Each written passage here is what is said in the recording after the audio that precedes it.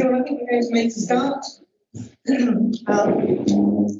I'm Councillor Marge Bible and I'm chairing because our chair unfortunately can't be here today. So just to say at the start of the meeting that we are webcasting this for live and subsequent broadcast via the Council's meeting YouTube.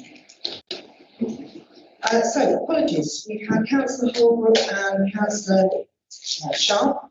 Are any others? No? Okay. Declarations of interest. Does anybody have an interest they want to declare? No? Okay, number 4 is the action notes and our action tracker. So, we need to agree those, don't we? We need to agree the notes. Yeah. Can we agree the notes last time? Yeah. And the action tracker. Did anybody have anything they wanted to mention on this? I know I have a couple of things, but anybody else has no? We need to pick up, I think we're going to, at the end, our sessions around litter bins. As you know, we're doing a very important piece of work around litter bins, so we need to pick that up. And I noticed that we have asked for, I suppose the rates I'm trying to be report, but we'd asked for the job description of the community protection officers, if you remember. I don't think we've had that, so it would be really good, since we've got the officer and cabinet member here, if that could come our way, please. And obviously, ideally, when you're ready, I think you were talking about doing a day in the life of one of our new officers, but it's going to be really interesting to see what impact they're making in the wards that they're working on the fighting situation we've got. So just to mention that. And I'm assuming that all the performance monitoring stuff that we were asking for, so some new things, I think, around grounds maintenance and street cleansing and so on, and the lands data, that will come to the next performance monitoring meeting. So just to kind of make just a reminder really about that we would like that information. Okay, so that was number 4 then, everybody. So number 5 is our main item, which is the Community Safety Partnerships Annual Report. And I think we've got Councillor Cotton here, who's our cabinet member, along with Pam Harris. And also, I understand that we've got Chief Superintendent Steve Graham, who is the Vice Chair of the Safety Partnership. Chief Superintendent Graham is on Teams, apparently. Yes, good afternoon, Chair. Glad that you're live there.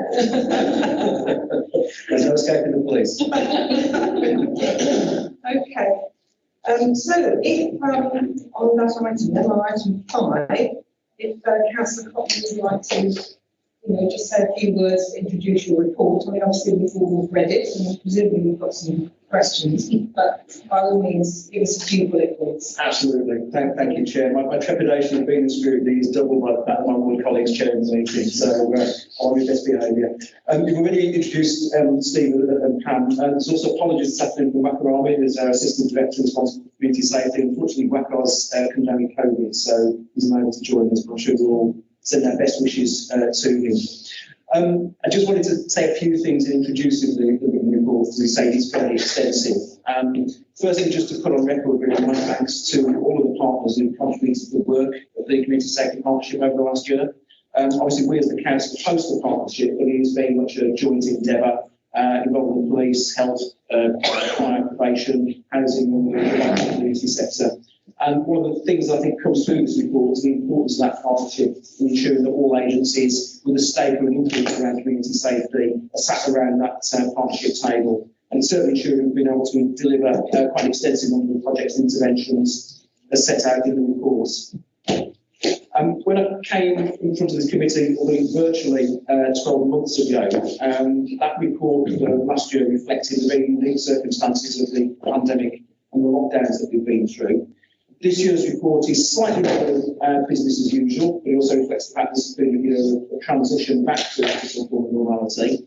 That does mean that some of the year-to-year statistical comparisons are rather more difficult, as you'll see in section 5 of the report. But section 5 also shows that there are some specific challenges on crime as we emerge from the pandemic, particularly around acquisitive crime, issues around violence and domestic abuse, seen as specific areas of concern. So just to pull out a few key areas before we go on to questions. Firstly, the issues around tackling violence, which is rightly a major concern for citizens and an absolute priority for all of us in the CSP. And our focus is very much not just on tackling consequences, which of course is extremely important, but also on preventing underlying causes. So to that end, we're working with the Regional Violence Reduction Units, with West Midlands Police, Public Health and Children's Trust, on putting forward a comprehensive reducing violence strategy. And that draws on the learning that we have already from projects that we've been undertaking, from the Community Navigators work, the violence prevention work that we're funding for the Youth Endowment Fund, the youth outreach work, re-engaging youth offending interventions that you'll see detailed particularly on pages 9 to 11 of the document. Starting in the spring, we're working with the Home Office on offensive weapons homicide review pilots. That will help to shape national as well as local policy. We do some big focused work around tackling violence against women and girls. There's some immediate actions that are funded through the Safer Streets 3 initiative, and also we're focusing on the longer term preventions. And I think that's looking at how we can challenge some of those social attitudes that drive violence against women and girls. So that is very much a cross-portfolio approach that we need to take. The second area I just wanted to briefly reflect on was hate crime. Sadly, it is something that we have seen increase across the country over the course of the last 18 months. We need to be very, very clear that Birmingham can never be a place for hate, and that we all have a duty to tackle the root causes as well as the very violent immediate symptoms of hate crime, some of which we've seen recently in the city.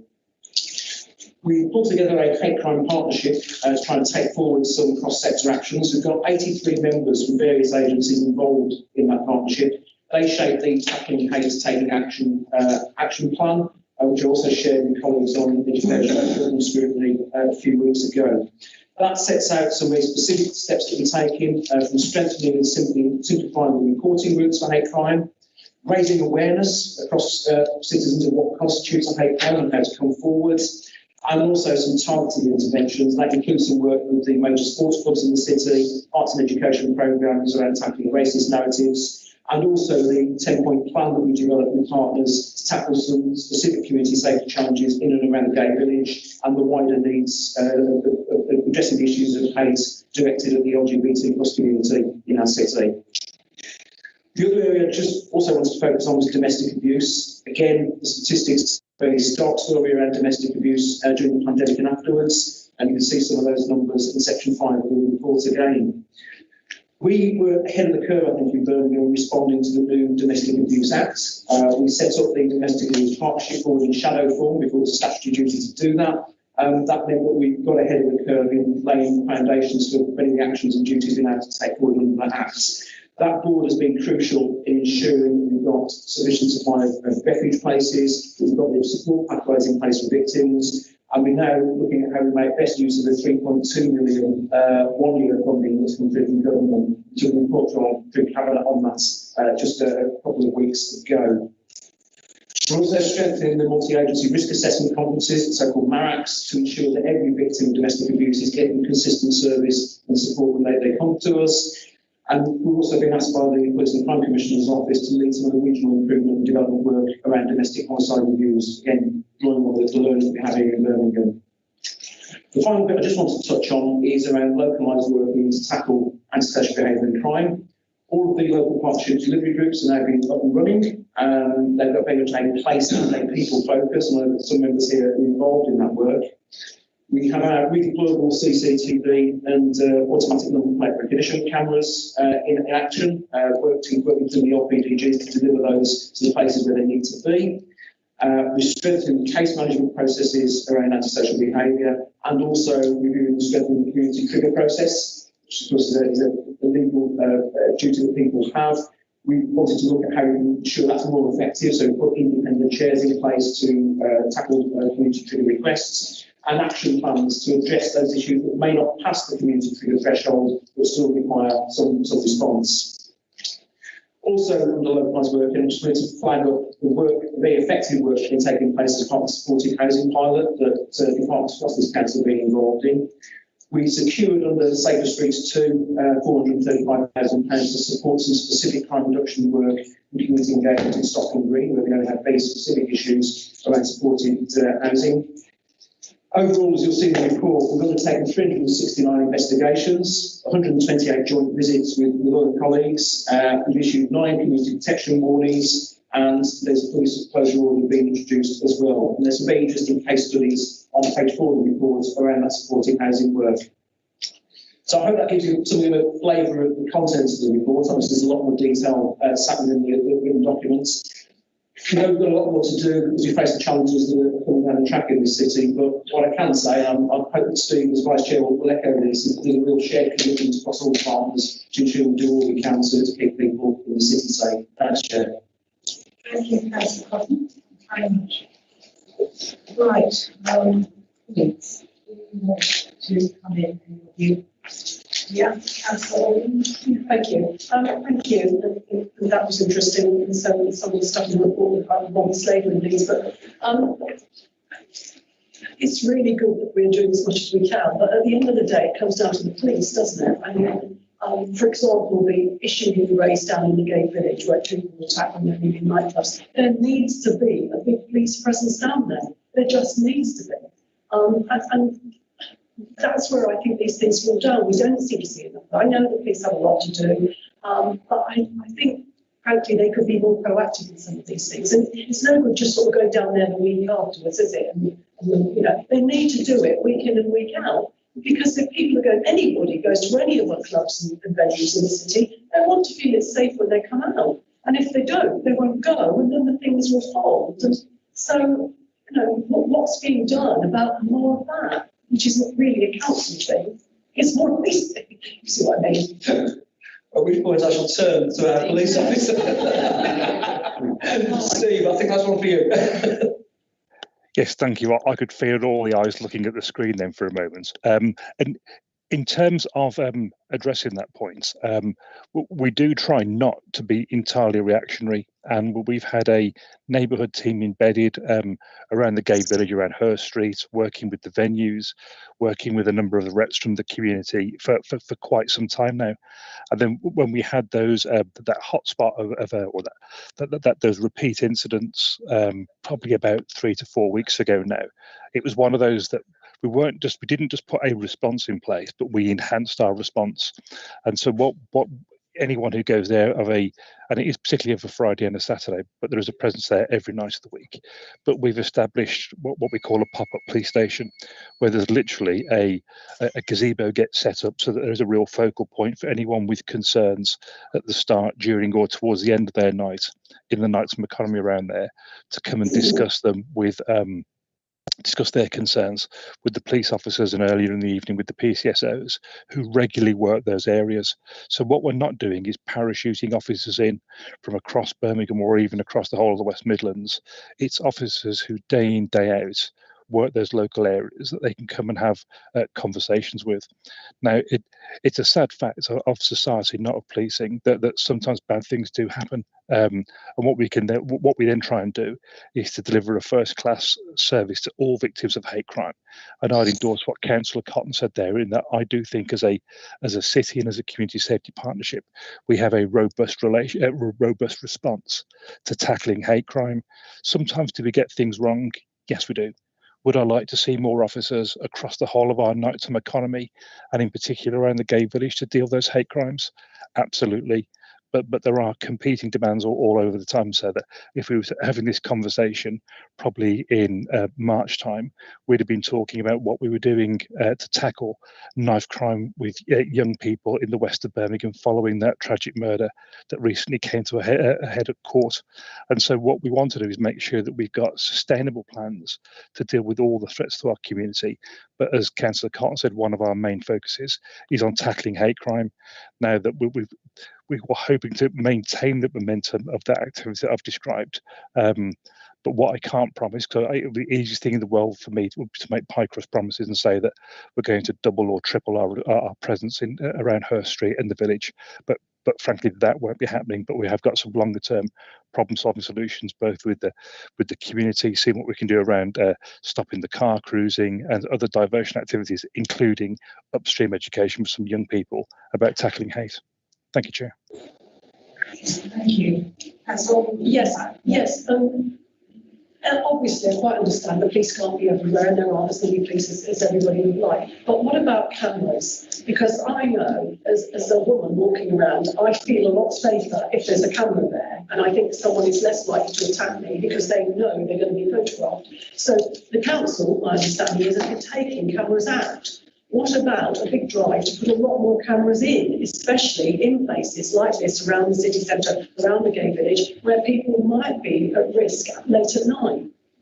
And that's certainly something that we'll be coming forward to Cabinet shortly. There is a report around the renewal of the CCTV provision, certainly in the city centre. One of the challenges that I've laid down to officers has also been around where we have CCTV potential black spots around in and around the gay village. So I was out there with the police and the Assistant Commissioner and myself in the aftermath of the recent event, looking at where we might be able to put additional provision in as well. So there will be a report coming shortly in that detail. Okay, thank you. Yeah, Councillor Harman. Yes, thank you. Just 3 points. One on the supported housing pilot, which is very welcome. Though I was, I suppose, a bit concerned the way the report was written, which is that we've done this, it's been a great success, everything's fine. And I think everybody knows that that's very, very far from being the case.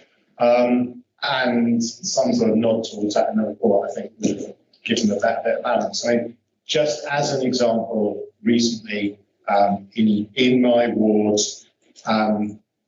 2 residents at supported accommodation were arrested, accused of stealing about £4,000 worth of alcohol from a shop in Acox Green Village. When they were arrested, police found 2,000, they estimate, needles in the supported accommodation that they were living in.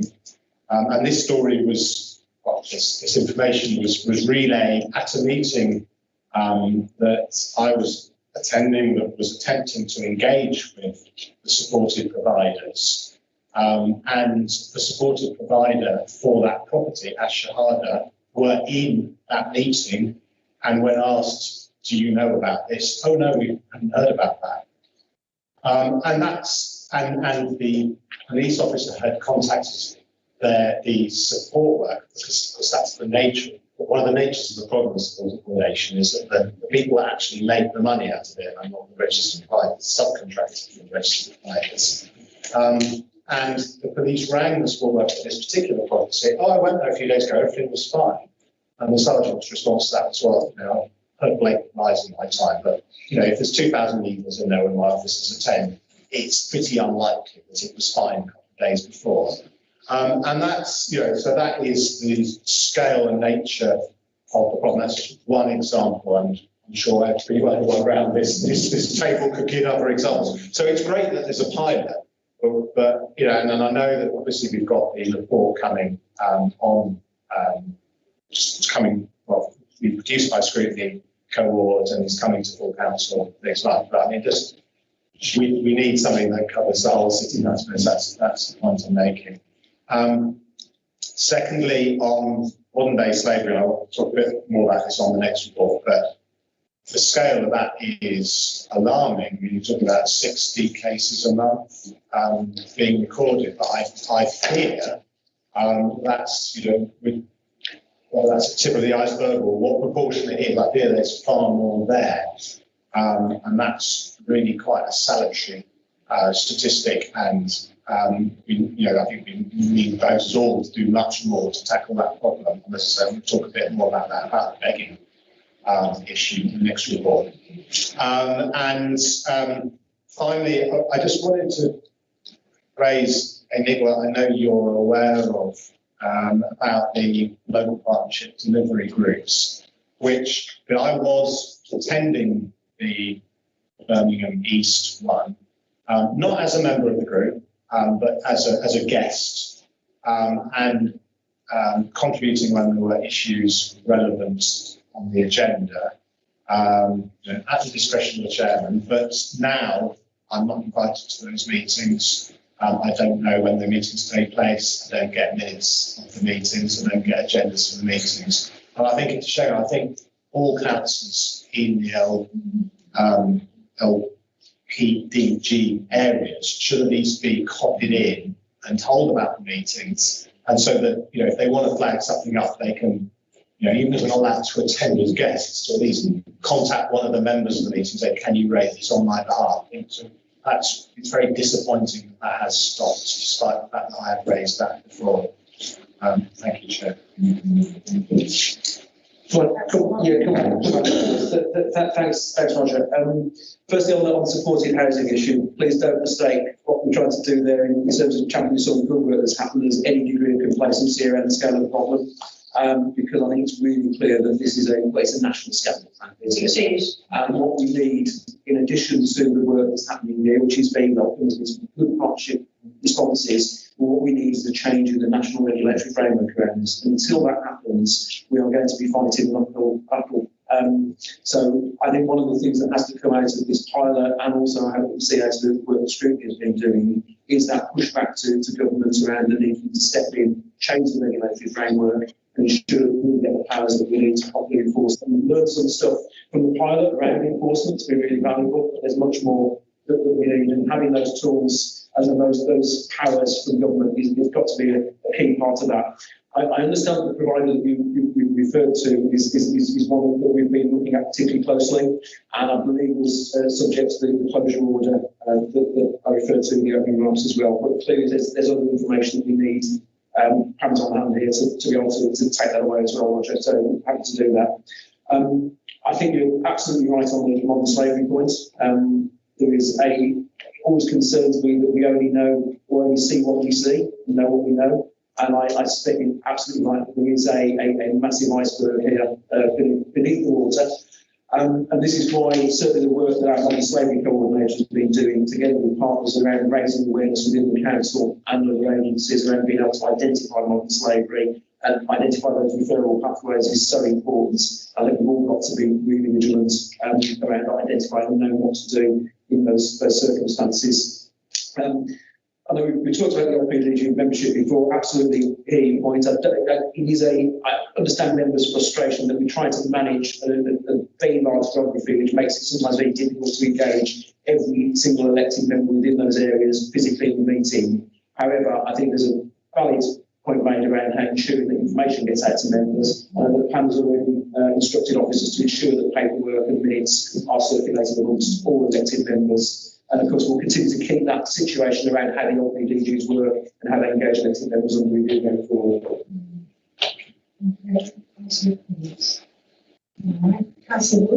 Yes, thanks. Very comprehensive report with lots of things going on across the city.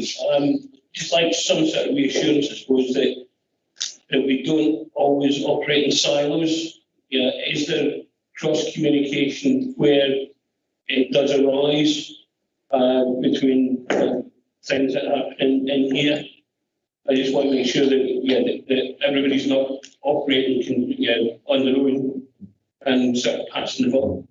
So that's one thing I'd like to get some reassurance. Just picking up on supported housing. On the pilot that we're doing with the government funding, and I think it's great that we've been given the chance to make a serious contribution into that examination into the exempt accommodation. I mean, as Councillor Harmer pointed out, there seems to be this thing that says that the registered provider or the support provider doesn't actually know what's going on in those buildings. It's us that finds out about them. Is there any way we can sort of adopt a name and shame when we do find it? If these people are operating in multi-locations, if we find one that apparently they knew nothing about anything going wrong in. Can't we do a name and shame and do a real deep dive into those organisations? I know you mentioned the one that you just did, but I do think if we sort of bared our teeth a little bit more, that it might help a little bit if it's possible. You're picking up on the local partnership development delivery group. I was actually on the North one yesterday. It does actually emphasise the scale of the things that are covered. We were on that call for about 2 hours yesterday, and even then it was running tight on the agenda. It covers such a lot, and it's great that all the individual partners that are there, but I just wonder if it's trying to cover too much, and maybe it should be broken down a bit. One of the things that did come up yesterday, picked up on the begging issue, is that the fact that we're now starting the consultation on the public space protection order in Erdington, which, to be frank, is way, way overdue.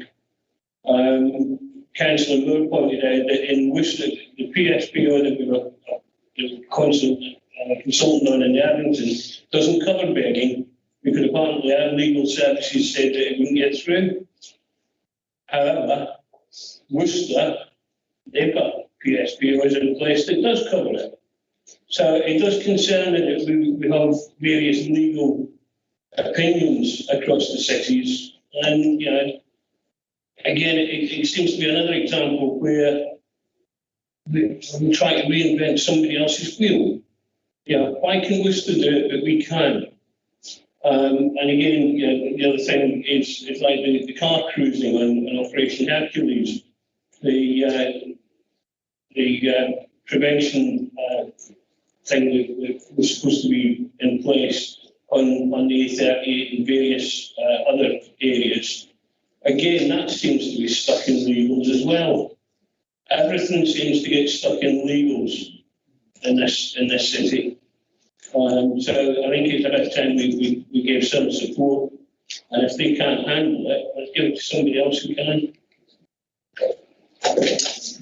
Okay, I'll pick up on some of those points initially. I know Pam's got some additional information, so I'll bring Pam in as well. The easiest one, first of all, absolutely reassure you, don't operate in silos. I'm sure Pam will be able to emphasise that in terms of the operational work that she's very closely involved in. It's not just across the council, but with other partners. And one of the things that's really important to community safety partnerships is having all those other agencies and organisations around the table, and also other bits of the council around the table. So we ensure that when we're dealing with a community safety issue, we're picking it up in all of its dimensions, whether it's on children's services, adult social care, through to some of our practical frontline services as well. So absolutely, that's key to how we make this happen.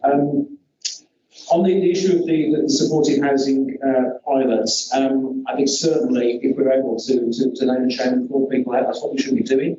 I know we have to be driven by the evidence and the powers that we have available to us to do that, but I think there is some good examples of us already doing that kind of deep dive, challenging work. And again, Pam has been very closely involved in that. I want to also reflect on that as well.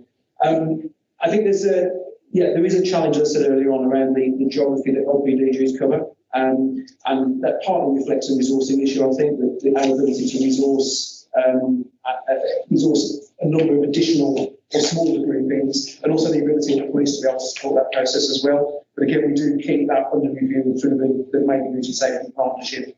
And, you know, I'm always open to finding better ways of working that meet local needs. So we've got that model at the moment, but feedback from members about how that works and that there's other ways of doing things, I think myself and partners are always open to receiving.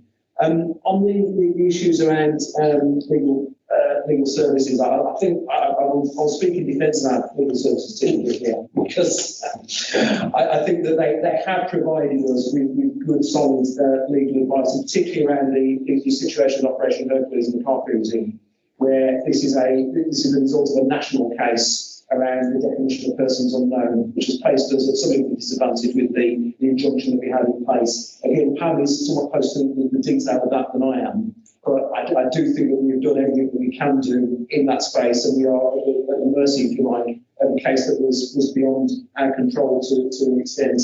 On the issue of the Verdington itself, I'm not aware of the detail of what may or may not happen, so I'm not going to comment on that. But I do know that the proposals around Verdington one were drawn up in consultation, very close consultation with the local police team, in order to get the right conditions that reflected the evidence that was being brought forward, including now starting the consultation process on that.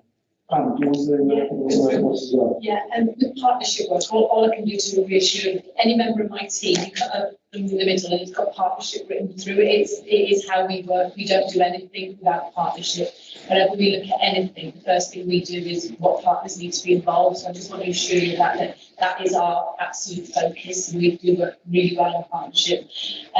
With exempt accommodation, where we have the evidence to support it, we are naming and shaming. So the closure order that took place a number of months ago in the south of the city, that was working with colleagues with police, that was out all over the place in social media. There are certain things we can't name and shame for all the obvious reasons, but where we have that opportunity, I want to assure you that we'll take that opportunity. And there are a number of providers with the social housing ombudsman at the moment, and once they that information is all released, we'll make sure that that's out today as well, about the recommendations and what they want to have changed. So definitely assure you on that. To the LPDGs, I absolutely would love to go back to smaller areas. Perhaps if we work together when I covered a smaller area, it works much better that way. But the reality is I only have 6 officers that are at my disposal. So I've taken those 6 officers and divided the city as best we can with the resource that we've got. So that's the only reason we have 6 partnerships, is I haven't got any of the staff to manage any more partnerships. But, you know, so we are doing 2 areas in the city where we're looking at place-based pilots around Lows Elves and Sparkbrook to have a look, working with police partners. The police are leading on the Lows Elves pilot. We're leading on the Sparkbrook pilot to see if we can resource and how we can address a smaller area. So we're doing a pilot on those 2 areas, and then once we've developed that and come to some conclusions and feedback and see how or if we can take that forward. So we're always trying to look for new ways to do it. That's completely agree. The areas are too big. It's the best we can do with what we've got at the moment. With the begging and the PSPO, I just want to highlight it's government recommendation that we don't use a PSPO for begging, and that we should make sure that when we use a PSPO, we are not attacking vulnerable people. So that's not just our way of looking at it from a city point of view. It's come down from the government as well. We shouldn't be using a PSPO for begging. It shouldn't be our go-to. I'm aware of other authorities around the country that are using begging in their condition. I also know that some authorities have tried to use it when legally challenged, they backed off. So we are being guarded on that, and I know we're going to mention begging later on, but it's part of the reason we're looking at alternative ways to support those individuals rather than go straight in with enforcement. But are you okay if we defer that further conversation to when we come on to the begging? Because we can go into the detail there. With Operation Hercules, the injunction, like I say, as Councillor Pott said, was completely out of our hands. It wasn't just our legal department. Actually, the advice that we got from our legal department helped support the other local authorities in West Midlands, because they attempted to put their extension in their injunction. It was thrown out of court, and the judge actually said that he wasn't hearing it until the person's unknown had been resolved. Now that has been resolved. As you probably know, we can't use it in things like traveller's injunction, but we have been given permission to reinstate an application because the Operation Hercules and car cruising is classed as dangerous. So therefore, we will allow the person's unknown. We've had to represent a whole new evidence pack, and we're doing that in conjunction with colleagues in the West Midlands, so we can have one injunction that covers the areas of West Midlands to try and avoid that distributing it out to other areas. Pushing out to other areas. So that has been pushed forward, and all I can do is show we're in constant conversations with colleagues in legal, and they're doing everything they can to push it forward based on what the legal system reports that we have. Just coming back on the injunction then, have we actually managed to get some sort of indication of the timetable? Well, last time I spoke to our legal services department, they were still waiting to hear back from the courts around dates, etc. But I can double check the actual date where we are on timescales, and I'll come back to you directly. Because obviously any assistance we can put in place with the police, absolutely. Yeah, no, absolutely. the better. It's with the courts as in arranging the dates for the evidence pack, so that's the part that we're at the moment. But I'll certainly double check the timescales and come back to you. Thanks, Ben. Okay, Mike, Councillor Singh.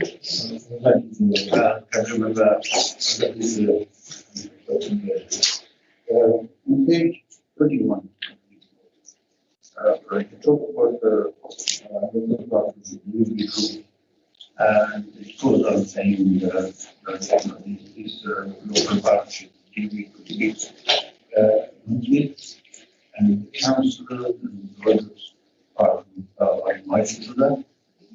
For a long, long time, I can't recall who I received invitations. I don't know whether they took me or somebody replaced me. I don't know. But we haven't had any invitation or anything like that. There's another question I want to ask you, which is not all your responsibility, and you covered that. Applied with another candidate. But this is to do with the people who suffer with mental health. I just wanted to know what the work that your team is doing to tackle people who suffer with mental health, and some of them crime. It's a result to the health issue they have, such as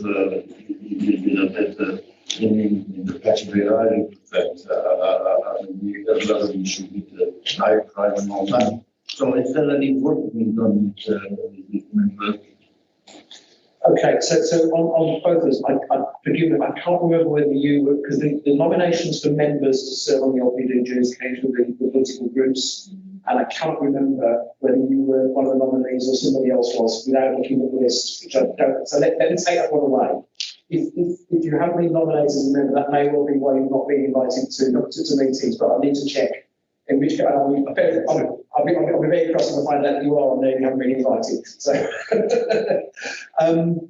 then on the broader issue of mental health issues, I think you're absolutely right. This sort of goes back to that whole thing around how we ensure that we're tackling causes as well as just dealing with the symptoms of the crime and social behaviour in the city. So we know that we have many people out there who do have serious and complex needs. I think we'll also touch on this when we go on to the second item talking around begging in the street community. So there is, if you look at the details in the report around some of the interventions we do, particularly around youth activity, there is a mental health focus within those areas of work. So we are trying to address some of those underlying issues. I also think we need to be really mindful of this, given where we are post-pandemic lockdown, where again, all the evidence shows that the impact that has had on people's mental health and the mental health of young people is something that we need to be watching very, very closely. So as we develop all that work around the defined production strategy and so on, that will be absolutely moving to it. Okay, thank you. I've just got 3 points I want to make as well. I think the LPD issue is important. I used to go to the East Birmingham one. Often it wasn't really relevant to my area, but it would be useful to see the agenda and to have the notes, as has been said, so that we could work out whether it was useful or not for us to attend as guests if necessary, as Councillor Harman said. So I'd certainly like to see that happen. All of this that you're doing sounds very, very useful. But it would be really interesting to know, whether you've got any sort of measure of the additionality, the additional value that the Community Safety Partnership is offering to Birmingham. How on earth do we measure that, and how do we give examples of what we feel is being achieved? I'd be interested to know what you think about that. On the issue of young people, I don't know the position. There's a lot of serious issues going on in the city, as probably there are in every major city in the country. But obviously, a lot of us probably locally in our wards have sometimes issues to do with young people. I haven't a clue really about what the city council is doing now in terms of detached youth worker provision, but it seems to me that that was always a very useful piece of work that was done, and I'd just like to know where we got to with all of that really. And I saw in the report that you mentioned something called the Youth Endowment Fund. That sounds like it's obviously going to be linked to a couple of areas in the city, which are inner city areas, aren't they, rather than anywhere else. So it was just a question really about that. And in particular, I mean, I've heard something about the meeting that Council Wood went to, the BDG Youth and Thames, where there was some discussion about a preponderance of, please could say something about this, something called drill videos, which are currently really pushing gangs to kind of fight each other and get together. And I just wonder whether something could be said about that so that we can all understand a little bit of that issue, if that's possible. The mobile CCTV cameras, I mean, I think most of us feel that we need more CCTV rather than less. And we understand that the legislation, the data protection stuff, has caused all sorts of issues, but we need to see more back. There are going to be these 11 redeployable cameras. How is it decided where they should be used? And you mentioned various constituencies here, but if you could give an example, for example, what is one of these deployable cameras going to be used for in one of those constituencies? Again, useful to know that. And my last point really was about the issue of travellers in the city. And that hasn't been mentioned in this report, but there are still plenty of issues, as Councillor Cotton and I know from our local area, which have been very tricky to deal with.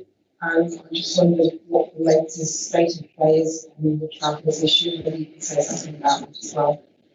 So, just a few points, and I think Councillor Locke, did you have something as well? Do you want to come in with your point and then just wrap it up? Yeah. Thank you, Chair. Excuse me. It was just trying to, you know, the LDPG, if maybe say couldn't attend, I attend, you know, maybe there could be like a substitute, you know, that may be an idea as well. I'm getting the supported living, I'm getting more caseworkers, and I know everyone is, but it's really worrying me. It's vulnerable people, and it's heartbreaking. And you know, I've sent it out and everything, but it's really, really worrying. And people who live nearby are reporting it. They don't want to be named because sometimes some of the companies have been aggressive and threatening. They're supposed to have a carer or someone visit daily. And I know one case where there was a burst, the water went off. I had no water for 6 hours. So they never even bought bottled water or anything. You know, it is absolutely in the 21st century. I find it's disgusting. And I'm sorry I'm getting angry, but I am really angry about it. It's not the Rackham days again. I don't remember it coming to you.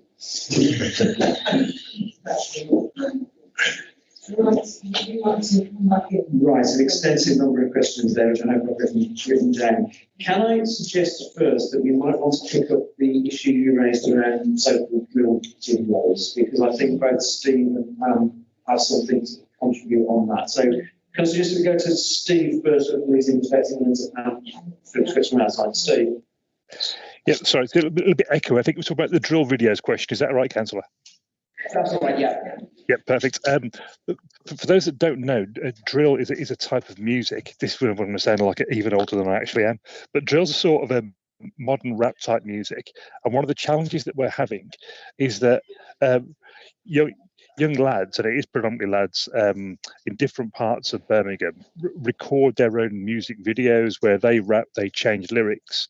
And what they effectively do is insult one another's gangs. And so we have offensive gestures being made. We have will start either pointing real handguns, or they'll make gun gestures with their fingers, and then threatening signs and symbols that represent the other, if like the opposition gangs. So what they're effectively doing is calling out and challenging the opposition gang, but as opposed to shouting out from one side of the street to the other, what they're doing now is putting it out on social media, and they're really professionally produced. Please don't think this is someone going around, in a one take off the back of their iPhone. There are small production companies that pop up and will charge £500 or £1,000 to these guys to produce a really quite professional music video in which they are taunting one another, making moderately covert threats. And so, with the best one in the world, if I showed one of these videos to you as a group now, you probably wouldn't see what was going on. But Pam might be able to. She's had some of the presentations before. So what these drill videos are effectively is a catalyst to gang activity. And so what we have is cops who work out of our Birmingham West gangs team, who monitor some of the known sites. Clearly YouTube's the most popular one, looking out for these drill videos that have all the respective tags in it, so that we can then identify them. And then if stuff is identified whereby Gang X has called out Gang Y and insulted them and made some sort of firearms type threat, then we will put a policing response in place. I shan't go into lots of detail as to what that is here, but in terms of the question that's been raised around what drill videos, the risk they pose, that's pretty much what it is. And it's probably perhaps a presentation for a different time, where I can show you videos and a group photograph, and then go through one of the still frames from it and show you how many of the people in that video have either been murdered, shot, stabbed, or are in prison for similar type offences. That's the nature of the activity that we're talking about. This isn't some sort of harmless group of school kids in their spare bedroom making a video. It's really quite menacing. It's really quite sinister, and it's something that we have to react to, because it's not unlawful to make these videos per se. And I said that they upload it on public video sharing sites such as YouTube. And so when we're talking about the threat of drill videos, it's not just the video in itself, it's the video, it's the messages, the gestures, and the insults that are effectively being slung from one group to another via the platform of social media. And that's what we see the threat of drill videos, Chair. Thanks. Thanks for the education. So, just to sort of give you a little bit of reassurance, the drill videos have also been used to capture, because what they shout about is what they've done, what criminal activities they've been. So because we've also been able to use some of those drill videos to gather evidence against individuals. And very recently, in the last 2 weeks, we've worked with West Midlands Police to serve an injunction against 2 individuals, so they're no longer allowed to make those videos. So there are actions that we can take against it. Obviously, we need to look at the evidence. Okay, right. So there's a couple of points there around LPDGs and more generally that you raised, Chair, and Councillor Locke raised. I mean, I don't see any issue with the suggestion of substitute members. I think that may well already operate in some cases, but we'll make sure there's some clarity numbers around that. And again, we picked up the points around the agenda and the notes, so again, we can deal with that, I think, quite quickly. Then just picking up some of the others in no particular order. On the issue of the Youth Endowment Fund, that was a government funding pot that we had to bring into and provide evidence of areas where we felt that would have maximum impact. Again, that's basically on police evidence and other information, so that's why that's targeted in that regard. There is then a whole lot of broader work that happens around youth engagement, some of which is detailed in this report. I think it might be helpful if we were to get a summary out to members around some of the referral routes and the information that they can use while they're out and about in their wards that addresses some of those local issues. It might also be able to have some presentation from the youth service here to discuss it. But there's a lot that we do in partnership with those organisations, but they're probably better place to speak to some of the detail of what they do. Right, then there's your start of the tin there and measures of additional value of the community safety partnership. Thank you for that. No, I think it is a really good question. One of the things that we do at the moment is we've revisited the performance information that goes into the quarterly monitoring reports of Cabinet. And we've actually re-baselined. So the reason you won't see a lot get into safety this year is it's baselining the others. So we're looking at all the police data, all the data that we draw from our own internal community safety partnership team to set some targets and baselines around issues of crime, issues of antisocial behaviour, issues of community safety more broadly. So there's a suite of measures which you'll see in those quarterly monitoring reports. And of course, when we start reporting against those, that is something again we can share with Scrutiny. I think that partly does answer that question around what's the additional value of the work that we're doing. It also provides us with a means of understanding where the investment intervention being put in is having maximum impact and adjusting things accordingly. So there is a baseline of evidence taking place there. The former monitoring arrangements didn't have that degree of detail. This is one of the things we're really keen as a partnership to flesh out. So going forward, I think we'll see that real detail and get a sense of what it is we're doing, the difference that it's trying to make. Right, what else is there? I've got a long list here. Cameras, yes. Do you just want to talk through the detail of the camera process and more questions? I just want to highlight first that the cameras that we have within community safety are grant funded, so it's money that's used from the OPCC's office, so it's not city, it's not going to city council money, it is grant funded money. And they have to be used to reduce crime rates in a particular area. The way that the process is managed is through the LPDGs. So if there is a need for a camera in a particular area, the request can be sent through the community safety inquiries address or directly to the manager that covers that area. So you don't have to be part of the LPDG. So the request can come through either one of those avenues. That manager then will then make sure it's taken to the LPDG with the conversation from partners. We then have to, in line with government legislation, we have to have evidence that supports the need for a camera in that location. So that's where we work with police colleagues and other colleagues, including the offended, to have a look to see if there is an absolute need for that camera to be in that area. We then have to do a consultation with the residents on those roads, and if we get any major objections from residents wanting a camera in that road, that will go against us being able to put the camera in there as well. And then all of that is all agreed, and we can issue the redeploy the camera. We only have 11 for the city, so we do have to be really scrutinised around them, and that's why we have to follow that process. At the moment, if there is a time when all 11 cameras are out and we have an urgent demand, we will have to reassess where the others are and where the demand is more needed. Thankfully, we haven't had to do that yet, but I can see it coming forward. But it will be, we also have to sit above the LPDGs. We have a community safety operational group where we meet with the chief inspectors of the police, with youth service, with the children's fire service. We have a citywide approach. So if we were to get to a position where all cameras are out there, and there would be that partnership to scrutinise the evidence and the information to make that decision.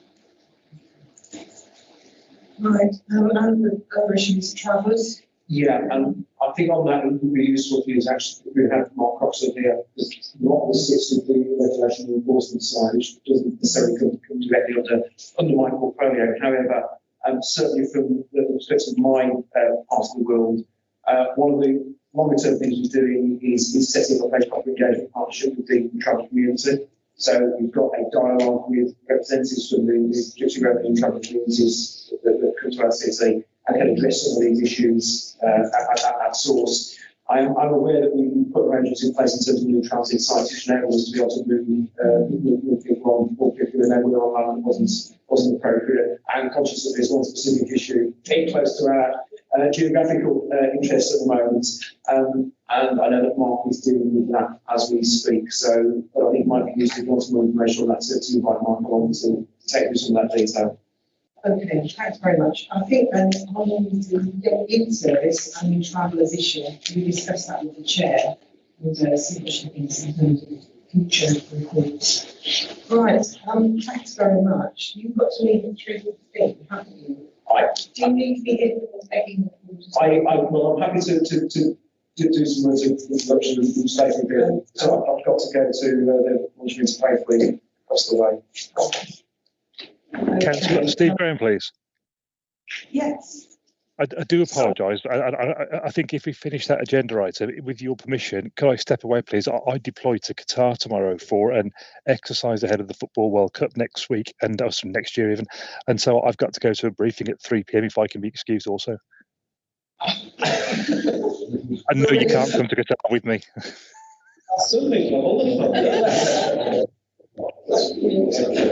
Right, I'd say thanks for attending, yeah. Thank you very much, Chair.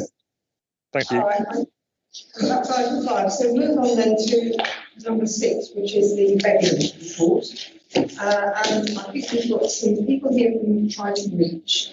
So we've got David Watson, that's you, David, yeah, and Paul Hugh, that's you. And then we've also got Stephen Philpott, Yes, who is the strategic lead for rough sleepers in the city. I'm now acting head of housing solutions and support, but I'm covering rough sleepers as well. What burdens you place on your shoulders? Yeah. It's good that everyone's working hard. Okay, is somebody going to very briefly introduce the report? Shall I just say a few words by way of introduction? And then obviously we've got colleagues here who have got the expertise and the detail around this, which I think would be very helpful. I know there was a specific request from the committee for some detailed information on the current picture around begging and traffic lights and the powers that are available to address some of those concerns. Obviously, it is a major concern for residents. It can be quite an intimidating situation to find yourself part of one, and it's also potentially very dangerous for the people who are involved. So it requires a response that's based upon enforcement where necessary, but also I think around prevention as well. We picked some of that up in the earlier discussion, the issues around modern slavery, issues around mental health, issues around substance misuse, other forms of personal crisis that lead people into this activity. Some of you have heard me say before that the Governor's approach has always been to people in crisis that we will offer that kind of support and friendship first before reaching for reinforcements. We've strengthened a number of our partnership mechanisms for dealing with these issues. Again, it's detailed in the report. The Street Tasking Group brings together a whole range of partners from the police through to our colleagues here from Trident Reach. Our Modern Slavery Coordinator is also fully engaged in this work. We secured some additional funding for 2 new intervention officers who will have a brief of working outside of the city centre. So building on what we've done in the city centre, but taking that out into localities as well. Some of you will have also seen that a few weeks back we relaunched Change into Action, encouraging people to give to the alternative giving scheme, so the money that they give goes directly into projects and support for vulnerable people, rather than giving cash directly to people who may approach them on the street. That relaunch was also accompanied by some targeted work focused on traffic light begging, which again is referenced in the report, and that those days of action will continue. The report also shows, I think, the success that we've had in getting people to engage with some of these support services, but I'll leave that to colleagues to give more detail on. But we do, and we won't hesitate to report when we have to. There's 130 cases that have been escalated through enforcement action. As you'll see in the report, there's been 42 community protection warnings issued, 18 protection notices, 3 injunctions and criminal behaviour orders obtained with the police. There's also a summary of powers available to ourselves and partners in this report. I think we all agree some of those need reform, and one of those is particularly the 1824 Vagrancy Act. I do think we can do better. There's been some legislation that dates back to just after the Battle of Waterloo. We will use these powers where appropriate, and we'll be referred to their usage. And I know that this is something the committee has been keen to explore further, and I think we certainly welcome the further work by the committee to help us develop a clear response on these issues. The one thing I would say is that we need to bear in mind that whatever we do needs to be truly effective.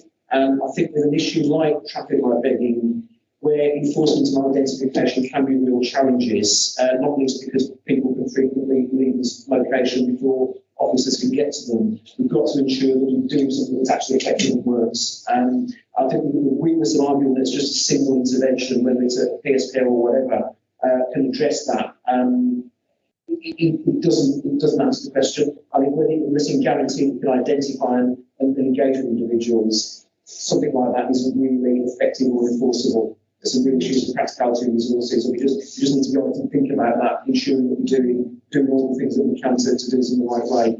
So it is a complex picture and perhaps requires a bit more of a nuanced response to some respects. Obviously, we're going to continue to work with partners on the activities that we've set out in the report. Very open to further discussion about what else we need to do to ensure that we've got the right tools, the right actions in place to address what is a serious concern for people in this city. I'll leave it there, Chair. The colleagues want to come to this stage and just go to questions.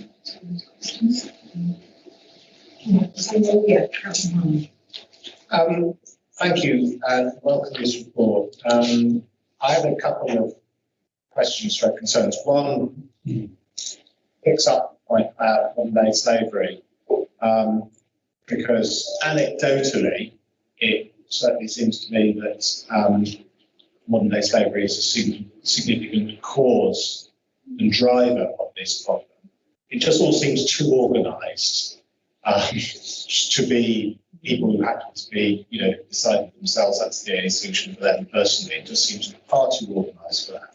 And yet, when you look at the conclusion, modern-day slavery doesn't appear anywhere in it. So if it is, I mean, either tell me no, I'm wrong, it isn't one of the main drivers of it. But if it is, we need to be getting to the gangs that are doing this and taking them out, frankly. The other point is, of course, the reason it goes on is that people give money to them. And we need to do much more to win over the hearts and minds of the people that are doing that. So if you want to help homeless, please do. Please give your money to a homeless charity. And there are some fantastic homeless charities in this city who would really welcome your money. And here's how to give to them. Don't give money out of a window of a car to somebody who is potentially the victim of modern-day slavery. And I think we should be working quite hard to try and get that message across. Does anybody else want to comment on this? Yeah, absolutely. It's a very good report. Just thinking about the identification thing from a police point of view, certainly at Bristol Street, which is, it's a regular, it's the same person every day of the week, and certainly has been for the last 2 weeks. So there shouldn't be any problem in identifying the individual that is doing it. I very much go along with that. We should be very careful that we don't attack the vulnerable. We need to make sure that we're providing support. But at the same time, again, just thinking of the Bristol street lights as an example, it's damn dangerous. Not only for the individual that's walking down between the cars, but picking up on Councillor Harmer about trying to educate drivers not to give money. It's also very intimidating if, for example, you're sat in your car and an individual walks towards you and you're thinking, well, they're giving money or they get car damage. Simple as. That's the sort of thought process that probably goes through a lot of minds at the time. So I think there's got to be more enforcement from a safety point of view. Would we be happy with people walking across the Aston Expressway? No. So why are we happy with people mingling with traffic on the A38 at Bristol Street Junction and at other major junctions across the city? It just doesn't add up from a safety point of view for those individuals. Can I just answer that? I mean, Councillor Harmer's point, I think, is really important. I feel so often, as councillors, we can go around and you see beggars and you see people giving to beggars. And I mean, you feel powerless as a councillor to be able to, although you know that this should be happening. I mean, I think we should be used, if people want to be used in their councillor role, to do something, to hand something to somebody, or to hand, what do we do about the person begging? Is there anything we as local members could do to assist the drive to combat this? I think we need to be more proactive, really, somehow, all of us, in helping to stop all this happening. And, I see the same person begging It's not the issue of the Bristol Street traffic lights, but obviously I have been accosting myself there, like we probably all. But somebody sitting on a sort of pavement area in the central reservation, just sitting there at the Tyburn Island on the Chester Road. And they're sitting there, and again, that is such a dangerous traffic island that you're trying to navigate around as a motorist. And people, being distracted by this person sitting there on that central reservation, just with their hand up, I think is really awful. It just keeps happening, and I see it there a lot. So, just add those points, and Yes, just a small point I wanted to add. About when they're doing street washing activities in that way at the road junctions, they are, I think, probably dropped off by somebody and picked up afterwards. The thing about modern day slavery is we need to find the people that are running it. It's an absolute disgusting thing to be doing. So surely the police should be proactive, even if it's plain clothes, to find these people that drop them off. It's not the people doing it, is it? It's the people that are dropping them off. Because what's being done about that? okay. Would you all like to chip in there? But shall I just pick up on a couple of those, and I'll let colleagues pick up on the others. I do think the point that's been made around changing to action and promoting alternative giving is really important. We certainly had quite a good launch of that, and we did get some really good support, I have to say, from Birmingham Live and Birmingham Mail, which was also helpful just to get that message out locally. But I will take away what you said there and how we can use elected members and our networks to also get that message out more effectively. So let's think about how we do that. Also, I think we just need to keep trumpeting this with all the other media channels that we've got, just to ensure that message is got clearly across. Don't you give the change into action, you know that it's going into projects and interventions that really will make a difference to people. On the modern slavery issue, the information, the evidence that we have around that, do you want to pick up on that and make points on it? We have looked at this. We do work, so we have got a modern slavery coordinator linking with state, again, grant funds, if not within the City Council, but and she does an awful lot of work with West Midlands Police and Rockwood, because Rockwood leads on that work around modern slavery. It may feel like modern slavery plays a large part in this, and it actually does. And I'm not saying it doesn't play a part. There is parts there, and the police are aware of certain organisations and do the investigations. But we're also aware of, and perhaps David might want to come more on that because they deal with the individuals and might have more information.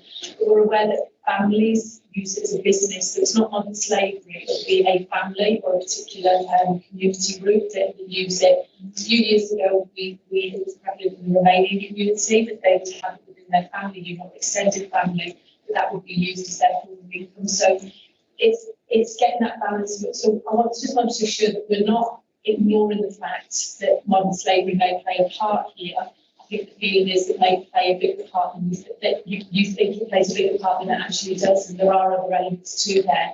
But when the police have got the evidence and we've got the information, and they do work quite regularly on this about which organisations are involved with modern slavery element, they are acting on that information. Can I just pick a bit back to the councillors? There is the street link, so if you are aware of anyone who is begging or you feel vulnerable, do a referral into street link. That comes through to the teams in Birmingham. So the initial response will be going out to do outreach and support. And then if that support is failing, that's where we have a fortnightly tasking meeting. Those support organisations will then bring it back to have conversations around what enforcement we can look at. So street link, perhaps that's something we need to do to get out to all councillors. So there is that initial portfolio where you can do as many referrals as you possibly want to do through the street link. David, I don't know if you want to add in relation to that modern slavery we've seen on the front line. Yeah, because all different elements of Yeah, so we've got the Rusty's outreach team. We've not really seen any examples of modern day slavery from the cohort that we were engaging with the traffic lights from the streets. I think it's important to say it's these guys, it's their daily routine, it's their behaviour, it's their community, it's their habit that they have. So that's why it probably appears that they're there at the same time every morning. It's the first thing they do is when they get up in the morning, they go out and do this thing all day. So on the Monday state, we've not seen any examples of anybody controlling them. In fact, we are probably aware of most of that cohort. People who've worked with previously, rough slept or worked with the services that we sort of work in partnership with, sort of looking alcohol and mental health team services. A lot of the ones at the traffic lights or at the streets are accommodated, have tendencies to go back to, and they do access them at night times. But what we're finding is, due to that behaviour and the amount of time they spend it out, they're disengaging from services. So when we work with rough sleepers, they have a lot of intensive support, a lot of outreach work that goes on with multiple agencies. When they're accommodated, you then refer them into community teams, and it's less intensive support. So they'll contact them at the properties, and then they'll close them down for a couple of days if there's no engagement, and they're out for days they're not able to respond to them. So how do you deal with this? How do you deal with it? So there's very little, because there is stuff that we can do. So street links are great means of communication. If you send a street link out, something you're concerned about, my team will go out to that person and engage with that person. We have a multi-agency approach. We'll have good workers and mental health teams as well. We'll offer the appropriate support. But alongside that, has to have the enforcement action. And I think that's what's missing, is the consistency. We have a very good working relationship with the police in the city centre, but then it's the engagement with the neighbourhood teams is very sporadic and it's not consistent. And it needs to be consistent to show an example to people. So some people will say enforcement is a consequence or it's a negative thing. It's not actually, it's a behaviour that these guys have and they need to learn from it. So a lot of us learn from our mistakes. We do something wrong, we have a consequence, don't we? These kids have lacked that in their life, so they need that. As long as they've got the other supports in place, and it's not put to them and they know how to access it, then the enforcement needs to work alongside it. So I think from a support service side of things, it's a bit frustrating really, but we're doing all we can do because they're making so much money and they're not having a consequence. They're going to continue that behaviour. But I agree with some of the points that have been made about the public giving money. That is a massive contributing factor to it as well. The public are enabling these people to maintain that behaviour. So a lot of publicity needs to be done a bit more about the change into action and also about the street movement stuff. And if we raise the street, we will get feedback. You'll know the outcome of that. You'll know whether the person's on sleep. You'll know whether the person's just engaging in objective behaviour. We'll give you some guidance about how best to support them. Yeah, I mean, a couple of things. First, I mean, it may be that if a family is getting a family member sort of begging on their behalf, that doesn't technically count as modern day slavery. But if you're being pressurised by the family members to go out and beg because that's how the family's going to get money, it feels pretty similar to me. It may technically not be it, but if you're under that sort of pressure, we need to sort of see what's going on in that family and why they're being pushed to do it in a similar sort of way. But just as a practical idea on the sort of getting the message out, couldn't we actually have people, given the fact that this is happening at traffic junctions, couldn't we get people leafleting people in the queues, giving them a leaflet explaining, okay, while you're waiting here, take this, when you get home, have a read of it. You can see just what we've been told about how begging supports a lifestyle which stops them getting the help they need, but most of them are accommodated. Just an A4 leaflet, whatever. And maybe a few signs up on the lampposts, in advance of the junction saying giving to beggars doesn't help them.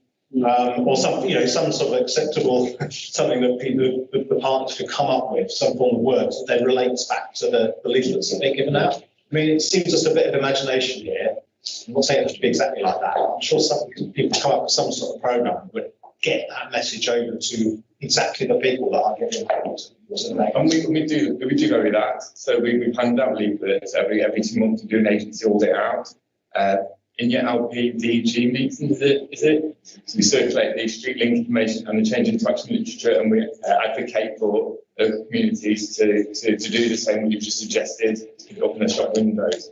If we get street links for people begging in a certain activity, a certain area, so Tesco's or something, we'll go into that Tesco's and we'll educate them about street link and then change into action and ask them to put up their posters. Some shops are reluctant to do it, but others will sort of engage with that process. So we are actively, even though we're not commissioned to work with this cohort, we have identified that these people are at risk of rusting and somebody needs to step in and start to do something. But the police need to do that part as well. And I think the neighbourhood police officers need to be encouraged to attend the enforcement meetings that happen every fortnight. Yeah, I mean, as a member of the public that quite often tries through these places, I've never ever had, been engaged with in that way.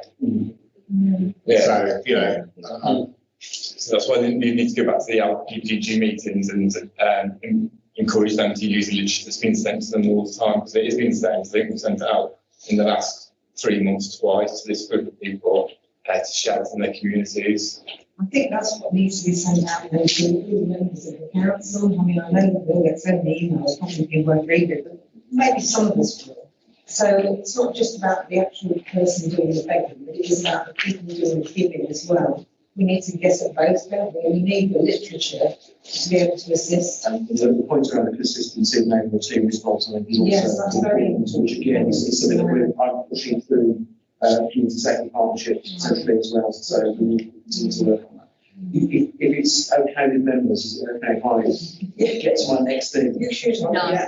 There you go. Thank you all. Thank you very much. Thank you. We'll just add with council, we have got posters, so again, when I send out the information, I'll do it through Martin, so it goes through all members about the street link. And when the Change into Action campaign relaunched on the 3rd of September, there was a big media campaign over that couple of weeks, and there was all sorts of stuff going on social media. There was posters around in main city centre area, and the front of the library was lit up with the posters as well. The posters included about it showed an individual driving a car and someone at the side of the car. So it was mentioned from that point of view. What I would say is that intensive campaign cost just under £10,000. So we need to be mindful of the cost of being that intense all the time. But that being said, I know Steve may be able to update this. I know from the West Midlands Combined Authority, there are plans to reinvigorate that and relaunch it again. We can certainly send the posters that have been used as part of that campaign out to all members. And as we do get contacted, as Paul just said, from different businesses, the business improvement districts, we send out the posters and encourage them to put them up in the shops. we use our own street furniture.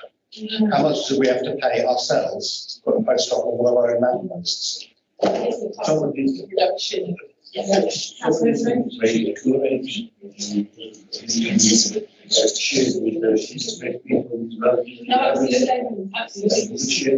Yeah. Okay, so we're agreeing, you're going to send something out to us that we can print to ourselves. Yeah. And share it widely. PDF or whatever, yeah, that'd be great. Okay, then we can play our part. Right, one last word, yeah, from the council's strategic officer. I think in terms of the controlling elements, a large proportion of the people who are begging on the streets have an ongoing drug addiction, and that is the thing that is controlling their lives. And so, however much we might want to persuade the public not to do things, there is a much stronger driver for those people who will stand on the street for multiple hours every day in all sorts of conditions, with all sorts of abuse coming, because they're feeding in habits. And part of the partnership is offering support and treatment solutions, but for some people that is too big a hurdle at that moment in their lives. And at the same time, they're also getting a steady flow of money, significant sums to them every day through their begging activity. And the controlling nature probably is more around their lines into their dealer, and their dealer will have, well, I'll see you at this time each day because you'll have done that much begging by that point, and you'll have the money to buy your substances for that period of time. And that's the cycle that people get trapped in. And so the support services are trying to break that cycle and move people away from the streets into accommodation and away from a lifestyle that is all encompassing in that way. We're very fortunate there's been a big investment in treatment services for people who are homeless on the streets, but they are still working against something that is highly addictive in reality and is a draw to the streets. And so the police, the partnership around it are in a battle, in a sense, And absolutely, the public do feed that. And so when lockdown happened and we saw the streets empty of the city centre, we did see people who were trapped in that cycle make lifestyle changes because that was disrupted by the public not physically being there to feed habits. So we also saw some disruption and people moved to shopping areas, big supermarkets and streets because that's where the public were still during lockdown. And so we are up against something that's quite significant. At the moment, the German market is open and people have come into town to beg because there is footfall, generous people with pockets full of money because of that. And I would also say, think forwards in terms of Commonwealth Games and the influx of people and the money that will come onto the streets with that. This team is about rough sleeping, but we see begging as a route into the streets and rough sleeping, and also something that traps people on the streets. But the small minority of people who are begging on the streets are rough sleepers. The vast majority are not rough sleeping. The vast majority have also got benefits in place. These guys get notifications all the time from the public, 1,115 notifications last year. They follow up each one. They know who the people are. But the resources to then do the support alongside the enforcement for such 160 names I think we're working with at the moment is significant. And so absolutely it should be an ongoing discussion for the local authority as to how we better serve vulnerable people, but also people who are doing great deal of harm to themselves and others. Okay, thanks very much. Thank you. Perhaps at least we assist a little more ourselves, so that's something we can do. Yes, it's sad state of affairs, isn't it? So thank you for the work that you're doing anyway. Right, shall we move on then to fly tipping? The joy of fly tipping. We're just looking here at what actually is happening as a result of the work that we will do to improve the way that the council tries to tackle this issue. And I think we've got the implementation report here, haven't we? So, I wonder if perhaps it's something we don't need to say anything. I think we just need to make sure that everything's progressing. Unless you're desperate to give us some new information that isn't there. I am mindful of the time, Chair. Yeah. Because I've got to get back and drive my dog to the vet. So I do have a short speech. I will happily forego saying it, other than say that we are moving forward with all the major aspects of the report. Yeah. I would like to thank the committee for the work we did last year, which has been a significant driver in what we've done this year. And to me, I think that demonstrates the importance of all the scrutiny work that ONS can and should do. It isn't just about holding us to account for our performance, it's about setting a future direction. It's been really useful, and I hope there's been similar this year on instruments. So, I'll open the questions. Any you want to add? Okay, well, I've got a few points. If you always want to come in, please feel free. On the recommendation one, which was about the naming and shaming, and I think you're going to call it Crime Watch, aren't you? It's not what the things that we called on the website. Are we actually now nearly there with this? You're talking here about the cameras, and it says cameras are ready to be installed on the 8th November at 2 hotspot locations. So we'll go with the cameras are installed. That's good. Got a bit of an update on that. So has that been done? Yes. And hopefully we're going to go to more than 2 hotspots, aren't we? So when's that going to happen? And when's the actual thing going to appear then on the website? And we need to tell everybody about it, and we can make sure that we promote it, don't we? Oh, we will. Okay. And I'm assuming with the tips, the household recycling centres, that people can still ring to make a booking, can't they? Even though you're going to keep the booking system by the sounds of this. That was another point. And then I think on the mobile household recycling centre, the truck that comes round, I think we'd all agree that's been fantastic. Hopefully we've all benefited from it so far. But I would just make a plea to Cabinet Member and Chief Officer who's here.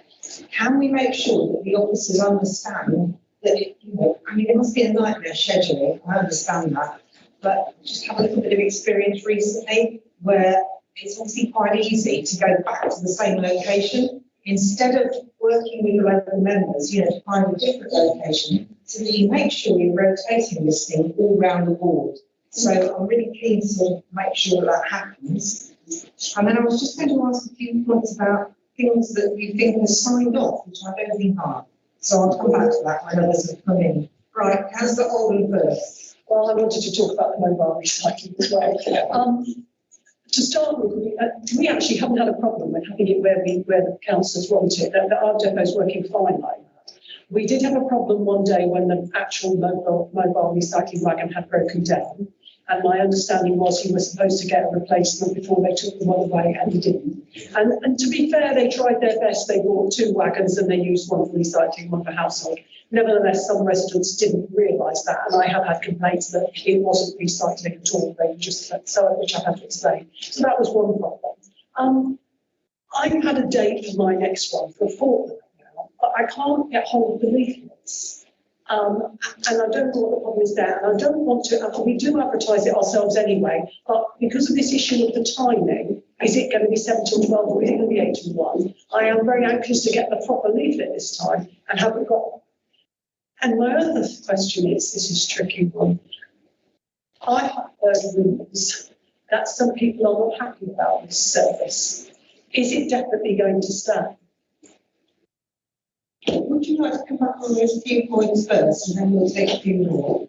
I mean, I can't go backwards on that. My first question would be, who have you heard unhappy with the service? Because I'd like names. Because frankly, I've heard the complete reverse. I know people are really even happy with the service you're getting in Baston. Yeah. I know Councillor Locke is more than happy with the service she's getting in Sturchley. Perhaps I didn't mean councillors.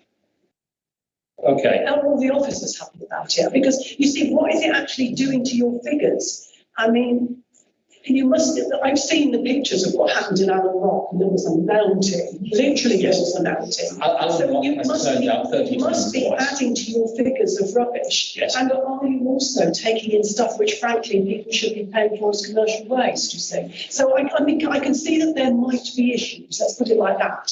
Not that I've got a complaint about it, but no. I can. So that's what I'm trying to get at, not councillors. Okay.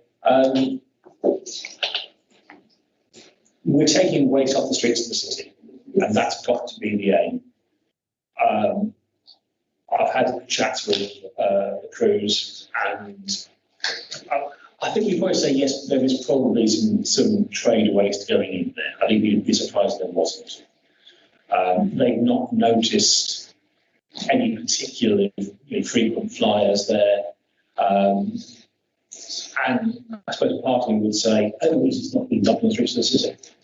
Sorry, this is not being dumped on the streets of the city. No. With the reinforcements to our enforcement team, we've now got greater capacity to carry out duty of care checks on businesses. And that should allow us to catch more of those that are not disposing of their waste properly, which is something that is being actively pursued. So I think the core of it is we're getting rubbish on the streets of our city, and that's got to be the driver. I will say we have seen a downturn in fly tipping, but my warning on that data is there is a downturn this time of year anyway. So I will, if this is working, having a genuine effect, then I don't think we'll see the impact until spring next year. Because there is, if you look over 2 or 3 years, you'll see there is every year it goes the same way. And it has been higher past 2 years, but it follows the same broad pattern of up and down. So we're now in the downward path anyway. So I cannot tell as yet whether it is just a seasonal downturn or whether there's a more serious impact. I'm hoping it's that, but I'm not going to say it is till we have evidence, because we are driving by evidence and nothing else. And I think one of the best complaints I had about our overall strategy is that someone complained that we're forcing fly-tippers out into the countryside. We're not. I don't want them in Birmingham, and that's not my problem. What we are doing is enforcing them. Yes, there will be problems with vehicles. It's going to happen sometimes. Vehicles are going to break down, not appear, and we will try and mitigate it as best we can. But there will be occasions where it simply can't be done. I'll come over to Darren regarding timings on the leaflets. Yeah, so we are looking to be able to give you more information quick. And at the moment, some of the locations when we're moving, especially when we're moving the location, getting the map printed at the time when we want to get the information out, has delayed either the information coming out or the mapping stuff. So we're working with our colleagues in the mapping team to be able to get that information quicker, so we can get that information to you a lot quicker. So that therefore the leaflet and the map of the location comes out at the same time. So we're working on that, and we've got Aaron who's doing quite a lot of work behind the scenes trying to make that happen. It takes the pressure off the depot managers. Can I just, the email I had from Mark Airy said Aaron will send you the stuff, and I don't know his surname, so I couldn't email him to chase him up. I put in Aaron and several Aarons kind, and I thought, well, I haven't clue. Aaron Oswald. Sorry? Aaron Oswald. I would add that officers of immigration question. I mean, let's have a look. But the NHRC, this is an innovation. And we're getting councils across the country looking at it. So we've been finding our way in doing this. Council was fortunate in that it was just the Neighbourhoods depot first. So they did a lot of the groundwork in working out how to make it work. But we were finding it all the time. So shoving the information bit across to somebody else to manage that for the city is a far more effective method, and hopefully will stop problems like I had last week in Across Green, where I was on leave and notification arrived about the following Monday. So I didn't find out this until 8:30 Monday morning. So we're trying to get a 3-week notice period. So it's all about refining and improving it, and it's going to be a constant way of working with it. Similarly, you should be being consulted on locations. If you've got ideas of better locations, that should be being looked at. There's no guarantee we can do it because you have to get the vehicle in safely. Some of the people, our crews can work safely, and where we can have people bring stuff to those sites safely. So it's going to be matching up with locations where we know there are issues. So it may well be maybe in your ward, one spot every time is exactly right. It may not be. There shouldn't be a one-size-fits-all to this, and there won't be. But it is still very much in the infancy, still being worked on. The feedback back from councillors across the city has been pretty solid, to be honest. And I would encourage you to carry on providing and carry on engaging with the officers about locations. Just to come back to the issues from the chair, about the wall of shame on the Brian Watch. Yes, so we have two camera sets that are already deployed out across the city. Won't disclose where they are at the moment, but they are capturing images as we speak. And some people are getting notices of the post far sooner than they expect. But both are in locations where we have had significant amounts of fly tipping over the past couple of years, and they're both in very different, in two very different locations in the city. I haven't got a date precisely for when we're going to start with the first video. I think we've just about tied up the last legal bit about our policy. Our legal department came back and wanted to go out and get some external advice from QC on our policy. Belt and braces. I'm assuming it wasn't the former Attorney General. Can't afford those weights. But that's now been completed, and hopefully we'll start touching that in the near future. We already have the information coming in on that. As we aren't encouraging people telephoning in to book access to the HRCs. There isn't the capacity in the Veolia call centre, what is a better term for it. It's a couple of people doing the van bookings to handle that. So we would really request that residents do book online if they really cannot, or they can't get somebody else to book for them, because anyone can book a visit for anybody. It hasn't got to be from you. I can book a visit for yourself, Councillor Bridle, as long as I know your vehicle registration post, I can do all that for you. So that can be done. We're certainly looking to retain it at the moment because we've got Perry Bar closed for the next year or so, and it's quite handy to be able to redirect people to locations with spare capacity. They'll just know they'll get in without problems. And we're certainly not running up against problems of the sites running out of spaces in the past few weeks and months. There is capacity every single day at every single site. It's got a bit close a couple of across the week, bank holiday weekends, but even then, not quite hit the top level of those. And generally, people book in within 2 hours to go across the site, and certainly the next working day. And I think covering this one, HRC's location and scheduling. Yes, And please. also councillor Locke, yes? Yeah. And councillor, sorry, 3 more members, we councillor is saying. Yeah, right.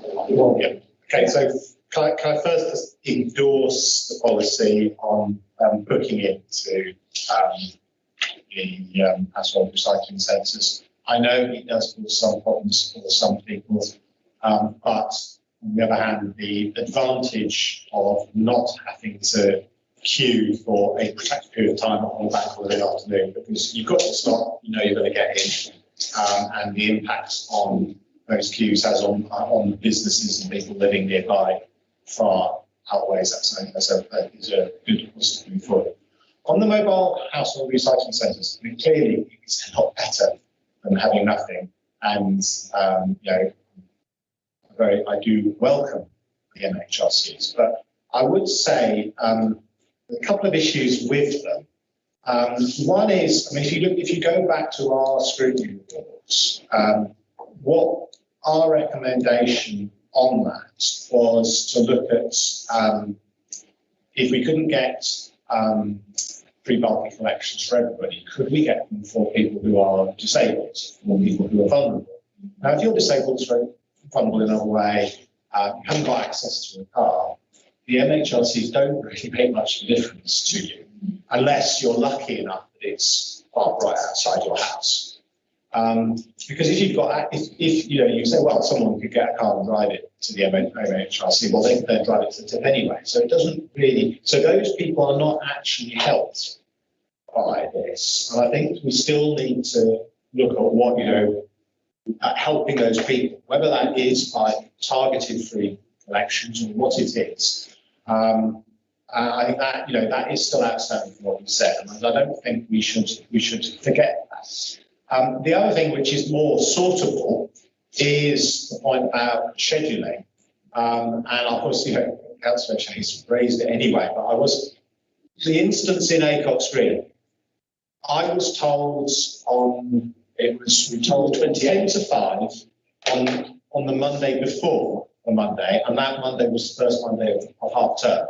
So, okay, I got it, and I put it out through my networks, so fine. You know, it wasn't that nobody knew. I think my post on it got over 1,000 views, so fine. But if it had been in a one-member ward, and that one member had been away on half-term holiday, you know, which was going to affect quite a few people, or off for any other reason, it would have rocked up on the following Monday, and basically no one is likely to have known about it. And that's not acceptable. So can we, you know, we should be saying, give us a couple of weeks' notice. 6 days' notice is not enough, and we need to get a longer-term schedule.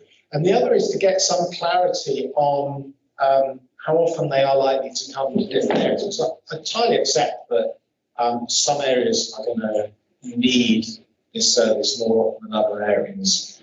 But there was a sort of blanket email put out in the early days saying to me, oh, you're likely to get it every 21 to 28 days. And when it got to 28 days after the previous visit to Acox, I sent an email, so we haven't even been told about the next one. You said it would be every 3 or 4 weeks. When is it happening? And then shortly after that, we got the email with 6 days notice. So having some clarity about how often they are actually likely to come would be helpful. And, there's been an email now put out, I think it's in this report, saying that, the only guarantee for some wards is to get in once a year. So that's obviously very, very different from, that initial, you're likely to get it every 3 to 4 weeks. And so I think just, every councillor having some sort of reasonable expectation and understanding of how often they're likely to come to their wards, and then be able to engage with the service about, well, if it's coming this many times, ideally, could we talk about having it in this part of the ward so often? I mean, enabling that dialogue, I think, would help make it a more efficient and effective service. Thank you, Chair. Can I bring Councillor Robin as well? It is confusing about the times, because when the clocks went back, it was going to be 8 till 1. And then another one is going to be 7 till 12. It's confusing. I mean, I've been asked by people, don't you do it out of those times, people like it, later in the day and things like that. Also, agree, with the letter. I mean, the paper is quite big and everything. We could have small sort of A6 size postcards put through doors if we wanted to, with just where, the day and the time. That's it, relevant. Okay, thanks, Councillor. Anyone else? Yeah, Councillor saying, yeah. All I want to say, Chair, thank you very much. All I want to say that there is a mobile also recycling sector. We had the 3 sessions, and I had some emails from my constituents saying that how good to see that we have provided that service, and it's like a complement of our service. So they were very pleased that and they're asking if that service can be continued. The only thing I want to say in terms of notification, that when you get notices from the cause of harm and it's very short notice. It doesn't give us any time to publicize that. So if that can be looked at. The timing of it, as I mentioned at the last meeting, that timing is from 10 o'clock till 12 o'clock. And that is not the right time because people have a lot of things at that time. Also, I don't think the council basically get consulted or with the location where this mobile also recycling center to be placed at. So if those 3 things can be looked at, I think that we have to. Okay, thanks, Councillor saying. Would you like to come back? Firstly, yeah, I entirely agree with Councillor Harman, and we should be at the point where it is a 3-week notice period on a regular basis. This has been something where we are developing it, improving it, and refining what we do. So there's a bit of development work going here, and just to go to show there is no benefit to being a cabinet member here. Any special treatment. I wasn't even advised any earlier than Councillor Harmer was. Hence my rather panicked posting on Monday morning. Actually, when my wife found it before I read the email. Which is around the corner from me. Got a phone call saying there's a big chop party here. No. So I had some conversation with Darren at that point. So yeah, the frequency of visiting, the initial announcement was based on a guarantee of 1 visit to each ward across the year, because very clear this is about targeting on the wards that have the greatest need, as again, data based. I don't think any ward will only get 1 visit a year. They should get more than that.